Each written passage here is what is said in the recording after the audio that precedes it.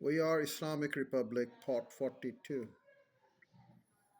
By the 1890s, most working men in Britain were able to vote, and there were first stirring of the demand for the same rights for women. Mr. Jinnah first involved himself in Indian politics by joining the Indian National Congress in 1906. Although it was dominated by Hindus, he believed that it would help develop a sense of nationhood that would bring together people of all faiths.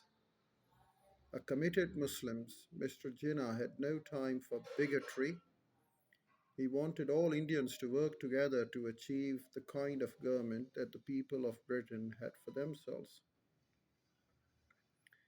Later in 1913, he joined the Muslim League when he became convinced that the Muslims needed their own voice and that the League was also committed to self rule for India. He worked hard to achieve cooperation between the Congress and the Muslim League. He earned the title Ambassador of Hindu-Muslim Unity. His main, achieve, his main achievement at that time was the Lucknow Pact. During the campaigns of non-cooperation with the British, Mr. Jinnah rejected Congress leader Gandhi's method. He was sure that they would fail. He was worried that they could result in violence, which would undermine their cause.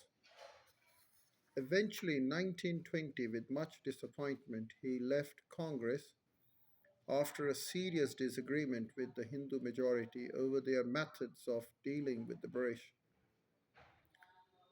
For a short time, he also dropped out of Muslim League activities because of their support of the Congress tactics. Instead, he concentrated on trying to unite Hindus and Muslims around a policy of persuading the British to agree to self government. Let's talk about the important dates in the early days, in the early life of Quaid-e-Azam Muhammad Ali Jinnah. In 1876, Quaid-e-Azam Muhammad Ali Jinnah was born on 25th of December in Karachi. In 1892, he arrived in England. In 1895, he qualified as a barrister.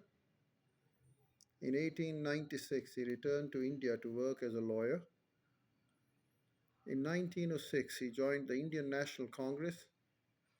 In 1913, he joined the Muslim League. In 1916, achieved the Lucknow Pact. In 1918, criticized the Montague-Chelmsford Report, married Rati Pettit, daughter of Sir Dean Shah Pettit. In 1919, the birth of his daughter, Dina Jinnah. Quick questions about Mr. Jinnah. He was a great man, no question about it. How did the British deal with the increasing demands for self-government? The British simply could not ignore the growing demand for self-government. Even during the war, agitation continued. The unity of the Muslim League and Congress could not be dismissed. They had to respond to the Lucknow Pact. However, it was very difficult for the British politicians, including the Prime Minister Lloyd George, to change their mind and even begin to think about letting go of India.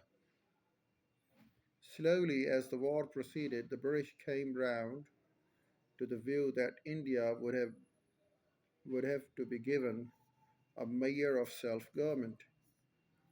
The American President Woodrow Wilson, Britain's wartime ally in 1917, was insisting that once the war was over, nations should run their own affairs.